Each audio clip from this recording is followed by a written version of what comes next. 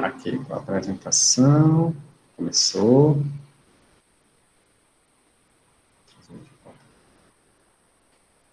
Aí tem que fechar. Salva.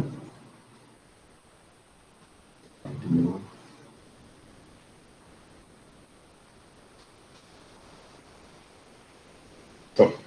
Vamos lá para as aplicações.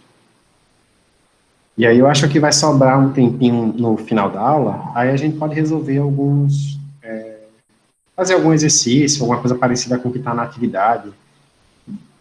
Desligar minha câmera, porque sem a câmera ligada dá menos problema com a projeção. Então tá, quais são as aplicações que eu trouxe, né? Essas não são as únicas aplicações da força magnética, nem de longe também são as mais importantes. Não dá para dizer que elas são as mais importantes, mas eu achei elas bem interessantes, principalmente porque elas são aplicações que quem trabalha na área de química provavelmente vai ter algum contato em algum momento. Não obrigatoriamente significa que vocês vão precisar entender tudo o que está por trás, mas pelo menos o nome do equipamento, em algum momento vocês vão ouvir, ou vai estar constando na lista de materiais de algum experimento, algo desse tipo, tá bom? A primeira aplicação que eu trouxe é um objeto chamado seletor de velocidades. O que é um seletor de velocidades? Vou tentar ver se a imagem dele aqui aparece, que estava dando problema antes. Pronto. Temos aqui um esquema do que é um seletor de velocidades. Basicamente, ele é um tubo, um tubo que, em geral, tem um comprimento relativamente longo, comparado com os outros materiais que vocês utilizam dentro de um laboratório. Em algumas situações mais avançadas, esse tubo é uma mangueira bastante comprida, que você tem que fazer ela se acomodar na sua bancada do laboratório, algo assim. Mas, basicamente, é um tubo. Eu peguei aqui nessa imagem, eu tenho um pedacinho desse tubo, tá? Isso aqui não é um seletor de velocidade completo. Meu Deus, como eu sou ruim para desenhar a linha reta. É um pedaço de um seletor de velocidades. E o que é que ele faz? Basicamente é o seguinte, você vai ter aqui nessa região uma fonte. Aqui, uma fonte de íons. Significa que pode ser que essa fonte de íons seja um determinado material que já era carregado, que você está querendo estudar, ou pode ser que você querendo estudar uma molécula que você não sabe do que ela é feita. E não sabe quais são os componentes dessa molécula, quais são os átomos que compõem a molécula. E aí, né, para estudar essa molécula, você vai precisar quebrar essa molécula em nos componentes dela. Imagina que você está querendo estudar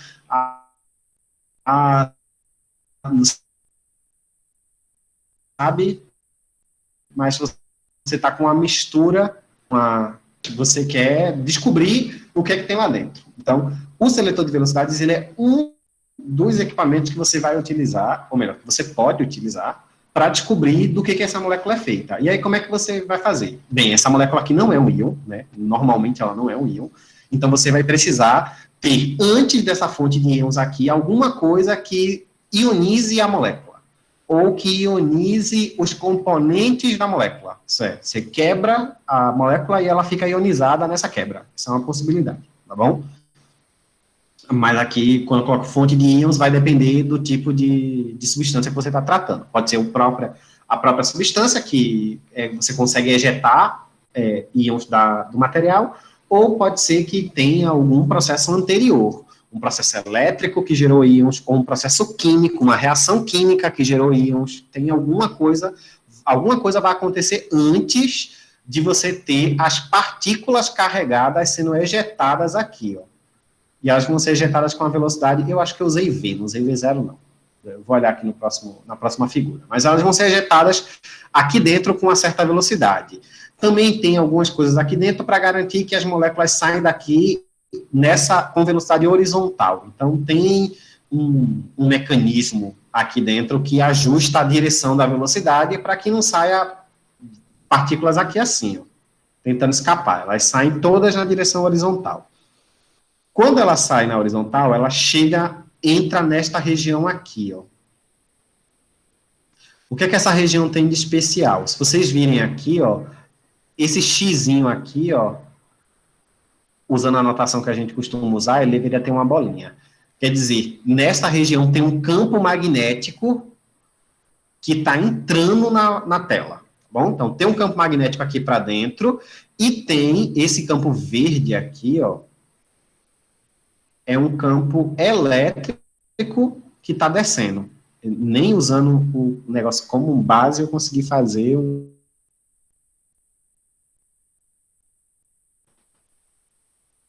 menos ruim essa linha reta agora. Então, eu tenho um campo magnético que está para dentro da tela. Ah, desculpa, errei aqui.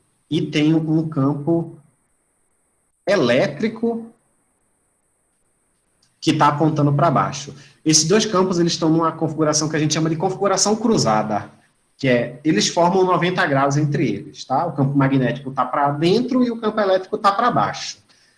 Todas as cargas que entrarem nessa região, como elas vão entrar em movimento, elas vão sentir duas forças. Elas estão se movendo aqui com essa velocidade, tá vendo? E elas vão sentir para baixo, estou pensando aqui em cargas positivas, tá bom? Se a carga for positiva, elas vão sentir para baixo uma força elétrica, que a gente já viu lá na parte de hidrostática. Força elétrica é carga vezes o campo. E vão sentir para cima, vocês podem também aplicar aqui a regra da mão direita, quando a velocidade está para frente e o campo está para dentro, vocês vão ver que o polegar vai apontar para cima, vão sentir para cima uma força magnética. Então, essa aqui é a força de origem elétrica e essa aqui é a força de origem magnética. Tá vendo que eu falei que não ia ter o seno de θ? Porque a gente já escolheu uma configuração de 90 graus. Então, apareceu aqui só o QVB. Na situação específica do seletor de velocidades, o que a gente quer é que essa força aqui, essa força magnética, se iguale com a força elétrica. Por quê? Nessa situação, as partículas vão passar direto, vão entrar aqui e vão sair com a velocidade horizontal, igualzinha. Não muda nada na velocidade delas. Elas entram e saem com a mesma velocidade na horizontal. Mas o que acontece se, por um acaso, quando eu jogar as partículas daqui, né, normalmente elas vêm com diversas velocidades diferentes. Não vem obrigatoriamente com a velocidade V. Vem com V, V mais 1, V mais 2, V mais 3, V menos 5, V menos 6. Vem com várias velocidades diferentes. Essa configuração aqui, ela só deixa passar direto as que tiverem essa velocidade V. E é daí que vem esse nome, seletor de velocidades. Por quê? Porque ele escolhe que velocidades ele deixa passar. Ah, professor, então como é que ele escolhe que velocidade ele deixa passar? Bem, vai acontecer o seguinte. Imagina que ele entrou com uma velocidade, vou chamar isso aqui de V1, que é maior do que V. Maior do que esse Vzinho aqui. Se essa velocidade que ele entrou for maior do que a velocidade que eu estou querendo escolher, essa força magnética aqui, ó, que depende, vai ficar maior. Vai ficar maior do que a força elétrica, que não depende da velocidade. Então, ao invés dessa carga aqui passar direto, se ela tiver uma velocidade maior do que a que eu quero, vai acontecer isso aqui, ó. Como tem mais força para cima, porque a força magnética é maior do que para baixo, ela faz esse trajeto aqui, ó. Em algum momento, e esse é o motivo pelo qual o tubo é longo, ela acaba batendo na parede do tubo, vida, ou ela fica grudada lá porque tem carga elétrica, então ela não consegue passar. Se ela vier mais rápido do que devia, ela bate nas paredes e não passa.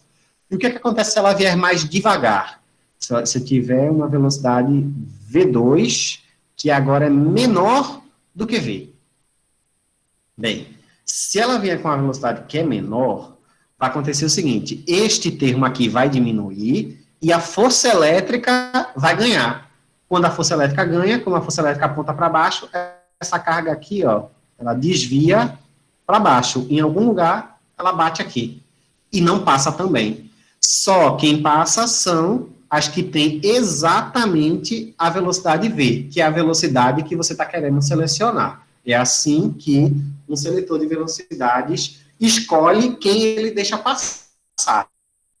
Se vier muito rápido, nessa configuração que está aqui, ele vai jogar para cima e vai acabar batendo nas paredes do tubo e não passa. Se vier muito devagar, ele vai jogar para baixo e vai acabar batendo nas paredes do tubo e não vai passar. Só quem passa é quem tem a velocidade V, e, na verdade, é V mais ou menos uma coisinha pequenininha aqui, um ΔV. Então, se eu quiser selecionar partículas com velocidade de 10 metros por segundo, então vai passar algumas partículas que têm 9,96 metros por segundo, algumas que têm 10,02, algo desse tipo. Vai ter um intervalozinho, mas a grande maioria das partículas que consegue passar são as que têm a velocidade específica que eu escolhi.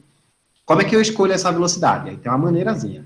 Aqui é só para dizer onde é que a gente utiliza isso, né? O pessoal da área de física molecular e física nuclear. Física molecular e química é quase a mesma coisa, tá? Só para constar. Né? Físico não gosta de dizer que está estudando química, que está estudando física molecular. Mas é a mesma coisa que a química estuda. Nessa situação aqui, em que as forças são iguais, ó, a força elétrica e a força magnética, eu tinha escrito aqui em vermelho, né? Depois eu apago para não dificultar a vida de vocês. A força elétrica se igualar à força magnética, quer dizer que QVB tem que ser igual a Q vezes E, ou seja, como é que o seletor de velocidade sabe a velocidade passar? Aqui, ó, você escolhe mudando o valor do campo elétrico e do campo magnético. Pronto, Raquel, eu vou falar da próxima aplicação que vocês vão perceber que ele tem uma aplicabilidade grande como um componente de uma máquina. Ele é um componente. O seletor de velocidades, ele dificilmente vai ser utilizado como, eu vou simplesmente botar um seletor de velocidades aqui e o que sair já é o meu produto final. Não, ele é como se fosse um componente, tá bom? E aí, só para fechar aqui, né, como tinha dito, a gente escolhe essa velocidade do que vai sair do seletor, mudando o valor ou do campo elétrico ou do campo magnético, ou dos dois ao mesmo tempo. Às vezes você não consegue aumentar demais o valor do campo elétrico, então a maneira de fazer o V aumentar é diminuindo o valor do campo magnético, coisas desse tipo, tá bom? E aí, onde é que esse seletor de velocidades ele é bastante importante? Ele é bastante importante como uma peça componente do espectrômetro de massa. Provavelmente vocês já ouviram falar desse cara. Se não ouviram falar, vão ter uma disciplina específica que vai falar muito do espectrômetro de massa, porque ele é um aparelho que é muito utilizado para fazer caracterização química. Isso é, se você quer saber a configuração isotópica de alguma molécula, naquele caso, lembra que eu falei? Imagina que você tem aqui na sua fonte um conjunto, uma amostra de CH4, você não sabe que é CH4. Qual é uma das maneiras de descobrir que, de fato, tinha CH4 ali dentro? Bem, você vai colocar essa amostra dentro de um espectrômetro de massa. E o que é que ele faz? A primeira coisa que o espectrômetro de massa vai fazer, ele vai pegar a sua amostra, vai ionizar e vai ejetar essa molécula quebrada em diversos íons dentro desse tubo aqui, ó. E esse tubo é justamente um seletor de velocidades. Para que ele faz isso? Porque você quer, depois de passar essa substância, né, esses íons, pelo seletor de velocidades, que eles entrem em uma outra região do espectrômetro, que não tem mais campo elétrico, que tem agora só campo magnético, e nessa região de campo magnético, lembra que a gente tinha visto agora há pouco, que se eu colocar uma partícula dentro de uma região que tem campo magnético, só campo magnético, e ela se mover perpendicularmente ao campo, vejam, o campo aqui está apontando para fora, e a partícula vai entrar aqui apontando para cima, no plano da tela, né? Então, as partículas, os íons que vão entrar aqui, vão entrar em direção perpendicular ao campo, então eles vão fazer movimentos circulares. E aí vão fazer, nesse caso aqui eu escolhi, tem dois raios, ó, tá vendo? Tem esse aqui e tem esse aqui. Vão ser duas trajetórias circulares. Algumas moléculas vão parar, alguns íons vão bater nessa região. Esse coisinha marrom aqui é um detector, tá? vão bater nessa região e outras vão bater nessa região aqui, tá? Toda essa barrinha aqui é o detector. As moléculas que batem nessa região aqui, ó, que está mais próximo, são as moléculas que têm uma razão entre a carga e a massa. Deixa eu só voltar aqui nessa figurinha. Lembram que aqui atrás, ó. Desculpa. Passei demais. Essa aqui. Pronto. Nesse slide aqui. Estão vendo aqui que o raio depende dessa razão, ó, massa, carga.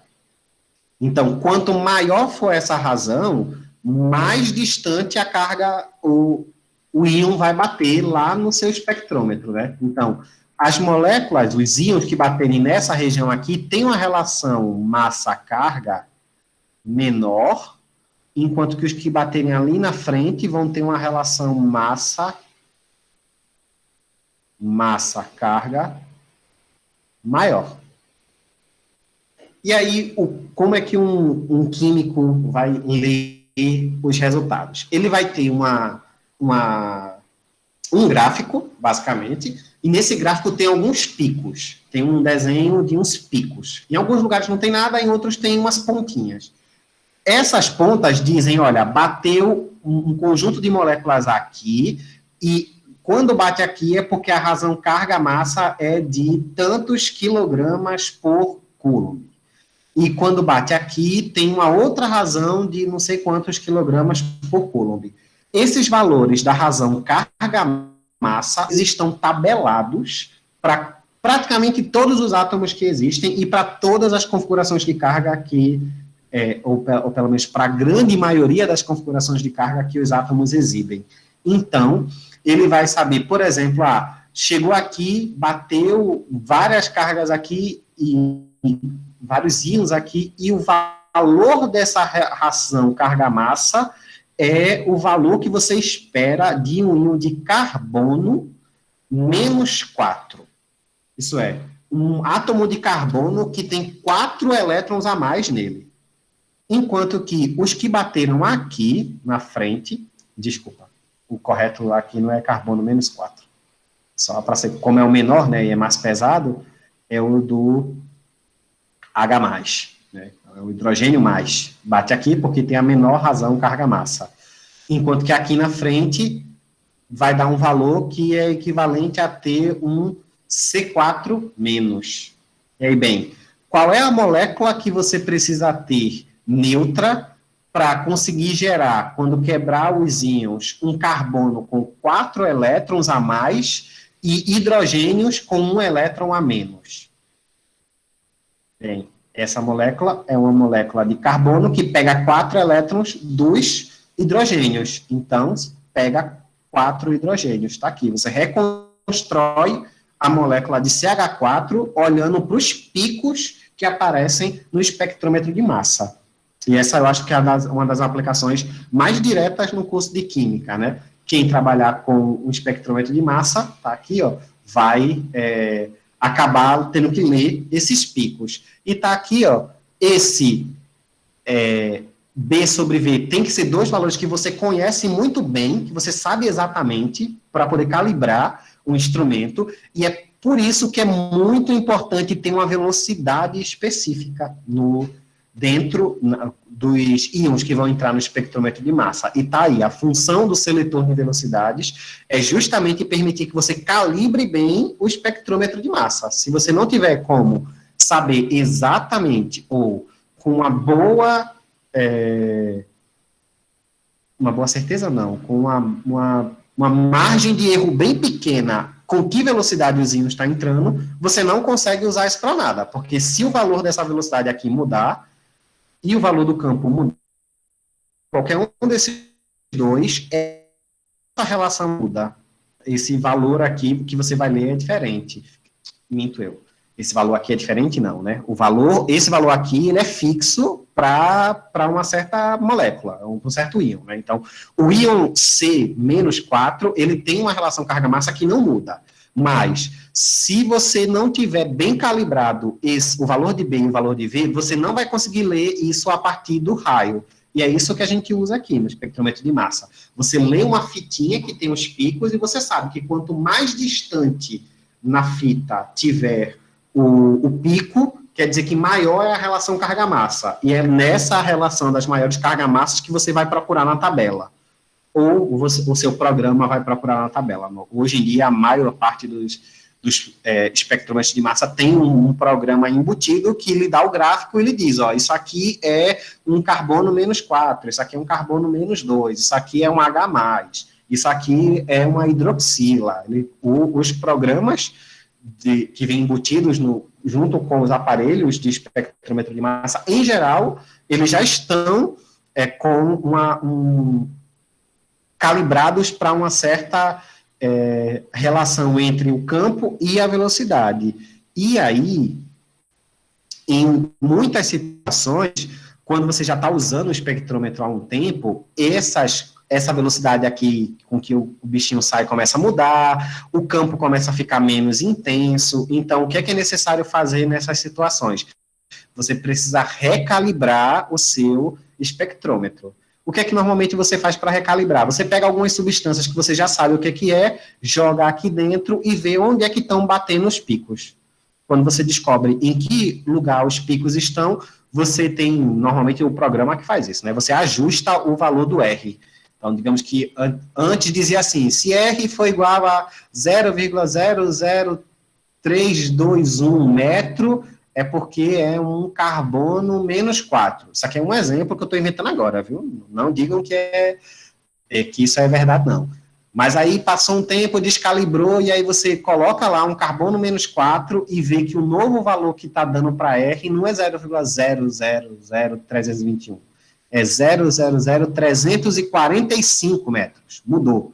Agora, então você vai lá no programa e diz para ele, olha, quando é carbono menos 4, dá esse valor aqui, dá esse novo valor aqui, não dá o que estava antes. E aí você faz isso para algumas substâncias, em geral, a maioria dos programas exige que você faça para várias, para poder melhorar o calibre, e aí você introduz os novos valores e ele ajusta os valores para todo mundo, porque quando você muda um desses dois caras, automaticamente todos os raios mudam juntos, mudam da mesma quantidade. Então, em tese, se esse cara aqui mudou de 21 para 45, quer dizer que mudou 24, né, unidades aqui nessas duas últimas casas decimais, todos os outros valores de relação carga-massa vão ter seu raio alterado desses mesmos 0,00024. Todo mundo muda igual, ou mais ou menos igual. E é por isso que os equipamentos pedem para você fazer mais do que uma medida na hora de calibrar. Calibrar um equipamento de medida, em geral, significa fazer várias medidas de alguma coisa que você já sabe quanto é que dá. Mesmo que pareça, às vezes parece meio chato, talvez vocês façam algum experimento na química que vocês fiquem muito estressados porque estão tendo que medir a mesma coisa 50 vezes, e essa mesma coisa você já sabia desde o início quanto é que era o valor dela. Mas isso é um processo imprescindível para você garantir a precisão de um equipamento. É você garantir que aquilo que você já sabe quanto é que dá, se você medir 50 vezes, vai dar exatamente o valor que você já sabe que tinha que dar, tá bom? Essa é a aplicação que é mais interessante para vocês no curso de Química. Raquel, conseguiu entender o seletor é utilizado, a finalidade dele? E os outros, né, ficou alguma dúvida de como isso funciona? Eu sei que não é um equipamento simples, tá bom? Mas eu queria que vocês entendessem a ideia geral que está por trás.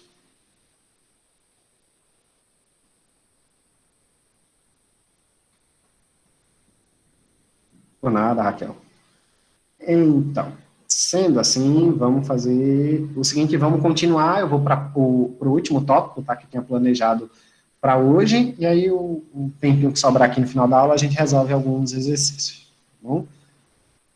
O último tópico, como eu falei, ele é um pouco desconexo, ele é bem simples, tanto que eu vou gastar, sei lá, um slide, eu acho, talvez, no máximo 2, para falar, mas ele é muito importante para as aplicações que a gente vai ver na semana que vem. E aí eu já deixo um adendo importante. Eu acho que é bom deixar nessa parte que está gravada, porque quem for ver depois também fica sabendo dessa informação.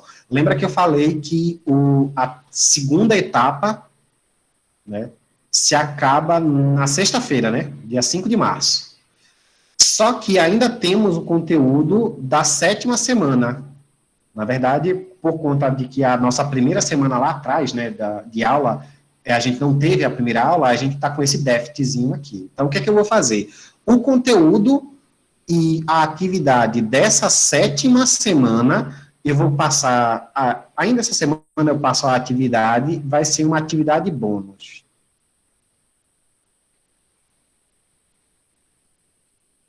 O que é que ela vai fazer? Ela vai substituir a menor nota.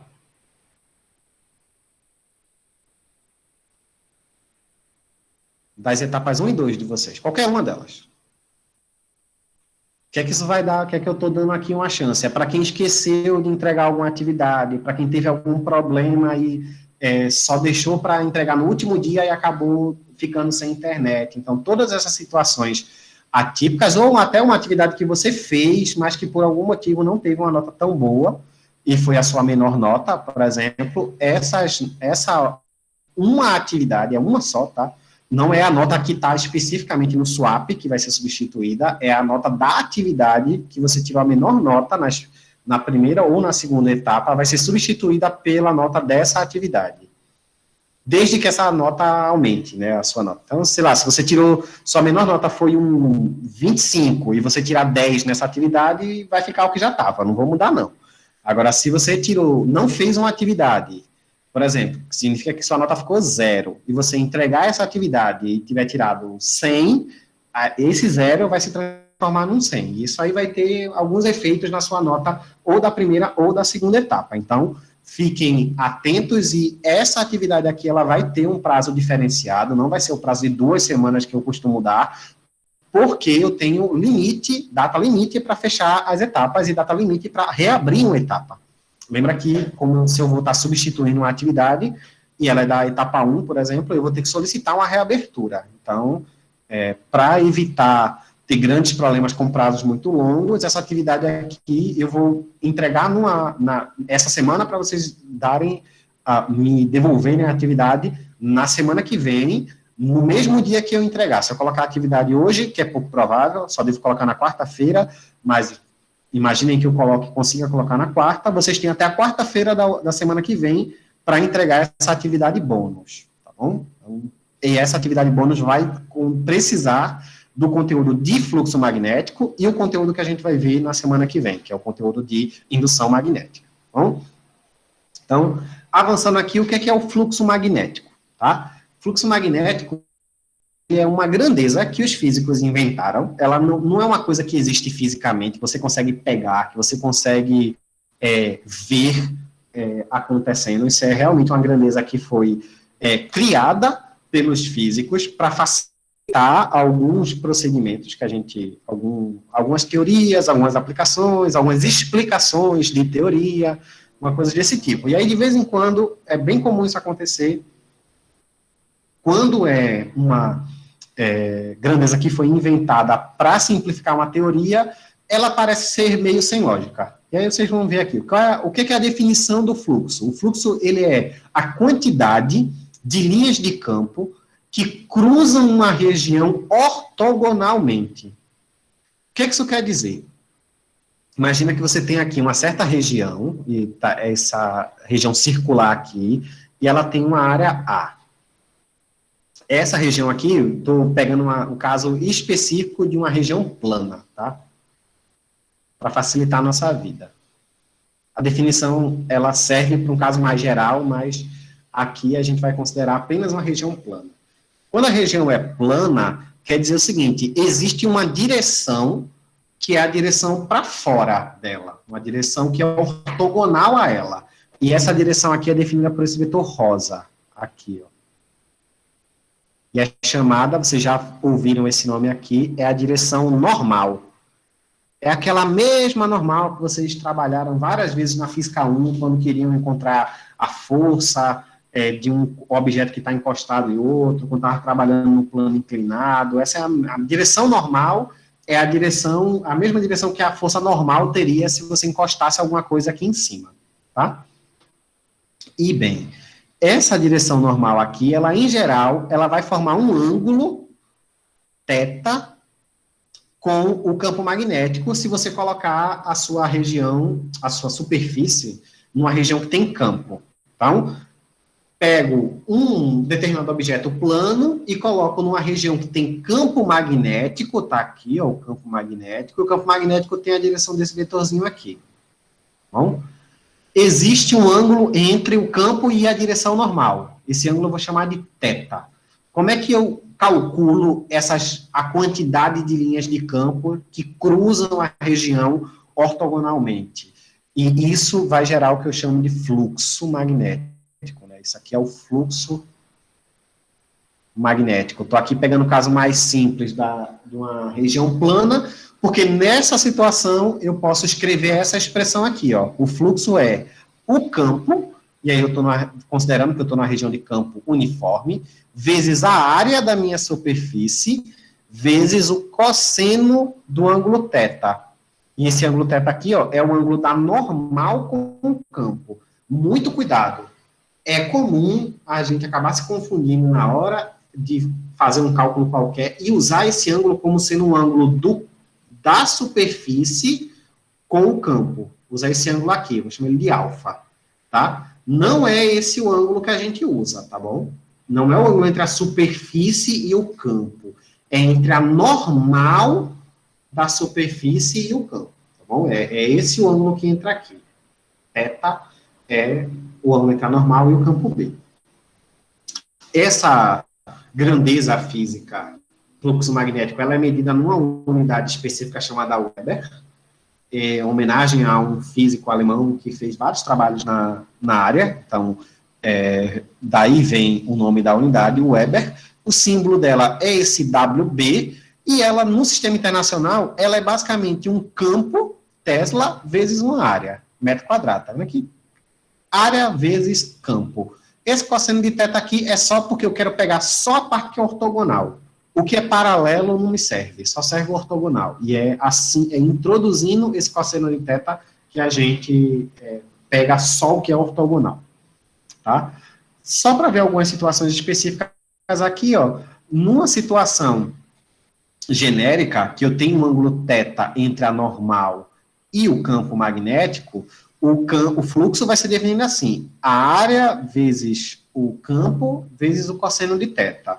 Duas situações bem particulares, mas que é importante notar, é a seguinte: se você tiver a sua superfície ortogonal ao campo, quando a superfície está ortogonal ao campo, tá vendo aqui, ó, tem 90 graus aqui, ó, da superfície com o campo, isso quer dizer que a normal é paralela ao campo magnético. Aqui são paralelos. Nesse caso aqui, quando eles são paralelos, o cosseno de θ vai dar 1, e você não vai ver essa parte aqui da expressão na forma do fluxo. E aí o fluxo magnético vai ser simplesmente a área vezes o campo. A gente vai, em muitas situações, utilizar essa expressão aqui. O fluxo é a área vezes o campo. Bom? Uma outra situação peculiar, que é justamente o inverso disso, é quando a superfície é paralela ao campo. Se a superfície for paralela ao campo, então a normal é perpendicular ao campo. Nessa situação, em que a normal é perpendicular ao campo, o cosseno vai dar 0. E aí, quando o cosseno dá 0, independente do tamanho da área, independente da intensidade do campo, o fluxo magnético aqui, ó, é 0. Então, sempre que o campo for ortogonal à superfície, o fluxo magnético é máximo, e sempre que ela for paralela ao campo, o fluxo magnético é nulo. Essas são duas situações particulares, mas bastante importantes que a gente vai estudar. E aí, na semana que vem, o que a gente vai fazer? A gente vai estudar o que acontece em um certo circuito ou uma certa superfície se eu fizer o fluxo magnético variar ao longo do tempo. Isso é, se eu fizer com que em uma certa região, pode imaginar esse círculozinho aqui, né, esse anelzinho aqui, imagina que eu coloque ele para girar, ele está aqui, ó, preso por essa ponta, e por essa ponta, e eu coloco ele para girar, ele começa a fazer essa rotação. Se ele começar a rodar, vai ter horas que ele vai estar assim, perpendicular ao campo, e vai ter um fluxo máximo, e vai ter hora que ele vai estar assim, paralelo ao campo, e aí ele vai ter um fluxo nulo. Essa variação no campo tem efeitos que são muito importantes para o nosso dia a dia. Se não acontecesse algo especial quando o fluxo magnético é variado ao longo do tempo, provavelmente a gente não teria em casa nenhum aparelho que funciona ligado diretamente na tomada, porque a corrente alternada seria inviável se a variação do fluxo magnético não gerasse consequências diferentes de simplesmente o número que mede o fluxo mudar, tá bom? Mas esse é o tópico que a gente vai estudar na semana que vem, e é justamente esse tópico que vai ser o tema dessa atividade bônus que eu falei quando comecei a falar de fluxo magnético, tá bom?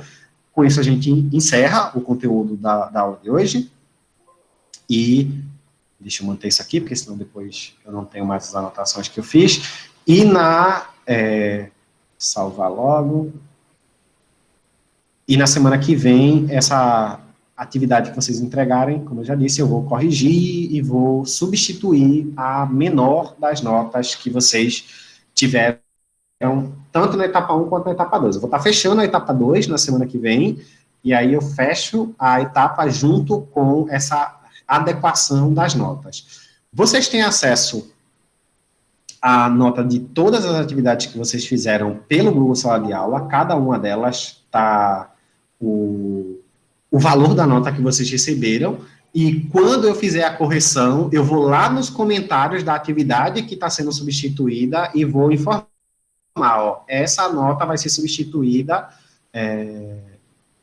no e-mail tem?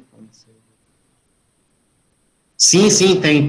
Quando eu mando a nota, você recebe um e-mail também, quando eu corrijo a atividade que libera a nota, você recebe um e-mail. E aí, eu vou lá no comentário particular da atividade que eu vou substituir a nota e vou informar, ó, essa nota vai ser substituída. Quando você tiver tirado zero, é bem fácil de perceber, né? Se você não entregou a atividade ou, por algum acaso, isso aconteceu com algumas pessoas, entregou a atividade errada. E aí, é bom vocês tomarem cuidado com isso. Não é que não fez a atividade, ou melhor, não é que fez a atividade e ela estava errada.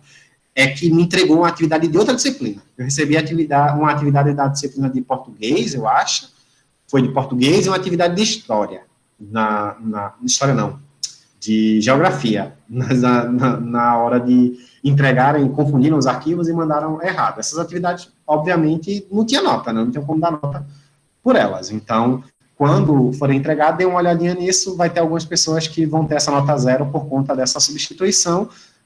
Se essa nota for alterada, é fácil de perceber. Quando eu estiver alterando uma nota que tem um valor numérico, é mais importante vocês verem lá nos comentários, que eu estou avisando, olha, essa nota vai ser substituída pela nota da atividade extra, que foi tanto. E aí eu vou refazer o cálculo das médias de vocês. Lembra que no SWAP eu coloquei 2 notas só. A média das atividades que você teve a menor nota e a média das atividades que você teve a maior nota. E aí, quando eu substituir, pode ser que a média da menor passe a ser a média maior. Então, todos esses cálculos eu vou fazer, eu mesmo faço, e coloco lá no SWAP diretamente para vocês verem já o resultado final. Se alguém quiser saber como foi que essa nota ficou daquele jeito, fala comigo e aí eu mostro todas as atividades, tá? Não vou mostrar para todo mundo, porque senão eu gasto muito tempo e muita gente acaba que já está satisfeita com a nota que recebeu, ou já sabe, não está satisfeito, mas sabe que foi a nota que mereceu pelas atividades que entregou, então não vou me preocupar muito com mostrar para todo mundo, mas todo mundo que quiser ver, é só falar comigo que eu mostro, tá? Não precisa ficar acanhado, não. Tudo bem? Bem, a gente tem 10 minutinhos, não, 20 minutos dá tempo de resolver aqui os problemas. Deixa eu pegar aqui uma atividade que envolva essa parte de campo magnético e aí a gente resolve. Abrir aqui pegar um livro aqui que tem algumas atividades.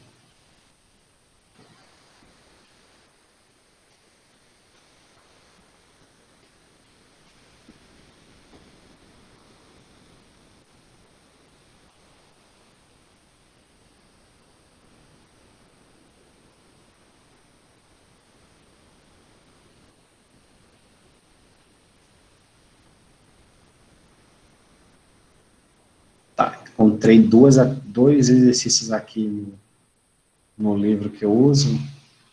Eles são bem... dá para explorar bastante coisinha.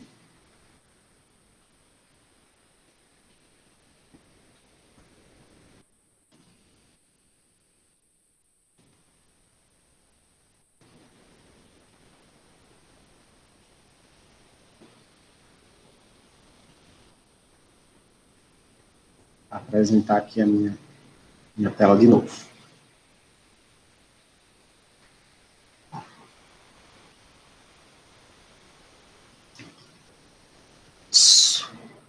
Tirei aqui de novo a minha câmera, porque trava muito quando está com a imagem e a apresentação. Me digam se vocês conseguem enxergar bem ou se eu preciso dar um zoom maior. Acho que dá para enxergar, professor. Então, vamos lá. Vou mudar aqui essa cor. Fazer essa primeira aqui. Essa primeira questão diz o seguinte, ó. Uma partícula de carga Q igual a 2 vezes 10 a menos 6, vou usar o roxinho aqui para marcar melhor. Partícula aqui, ó, tem 2 vezes 10 a menos 6 coulomb. Ela vai ser lançada numa região de campo magnético uniforme de intensidade 4 vezes 10 a terceira Tesla, com uma velocidade de 20 metros por segundo. Tá aqui, ó. Sendo a velocidade v perpendicular ao campo magnético B, conforme a figura. Tá aqui, ó. O campo magnético B está entrando na tela. O campo magnético está entrando na tela. E a nossa partícula carregada aqui, ó, que ela está se movendo de baixo para cima, né, perpendicularmente ao campo. O que é que ele pede? Determine a intensidade, a direção e o sentido da força magnética que atua na partícula. Só para a gente lembrar, a intensidade da força magnética da carga vezes o seno do ângulo θ entre a velocidade e o campo, que aqui, ó, é igual a 1, porque ele diz, ó, que V é perpendicular a B. Então, já sei que é um ângulo de 90 graus, logo, o θ vale 1. Então, é só QVB. Primeira coisa que ele pede, determina a intensidade. Bem, a intensidade é bem rápido de determinar, né? A intensidade da força magnética é o módulo da carga, 2 vezes 10 a menos 6, vezes o campo, que é 4 vezes 10 a terceira, vezes a velocidade, que é de 20 metros por segundo. E aqui é uma questão de conta, né? O módulo de um número positivo é ele mesmo, então eu vou fazer 2 vezes 4, 8, vezes 2, 16, vezes, aí eu tenho 10 a menos 6, aqui eu tenho mais 3, e daqui, ó, eu peguei só o 2, né? Então, sobrou 10, mais 1. Isso dá 16 vezes 10A. Menos 6 mais 4, menos 2. Ou, se preferir, 0,16 Newton. E aí, tudo ok com essa primeira parte? Calcular a força magnética?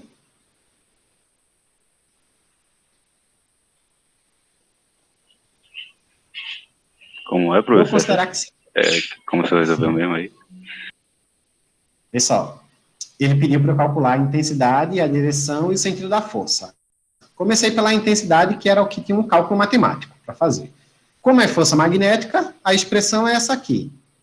Carga vezes a velocidade, vezes o campo, vezes o seno do ângulo, que ele já tinha dito que era 90 graus, porque V e B são perpendicular, logo, esse pedaço aqui vale 1. Eu não precisava escrever. Então, é só colocar aqui QVB, módulo de Q vezes V vezes B. E aí eu vim aqui substituir o valor da carga, 2 vezes 10 a menos 6, o valor do campo e o valor da velocidade. E fiz as contas. Multipliquei aqui 2 por 4 por 2, deu 16, e peguei as potências de 10 daqui. Menos 6, 3 e 1, porque isso aqui é 2 vezes 10, pode pensar assim. 2 vezes 10. Vou apagar aqui, fica mais claro. 2 vezes 10. É melhor assim. E aí, sabendo isso aqui... Eita, eu estava pensando que a gente tinha até 4 horas. A gente tem até agora, né? Vou terminar de resolver essa, tudo bem? Só termino de resolver essa e essa aqui depois eu faço um CA. Sabe? Porque eu tenho esqueci que eu tinha uma reunião logo depois e já estão me chamando.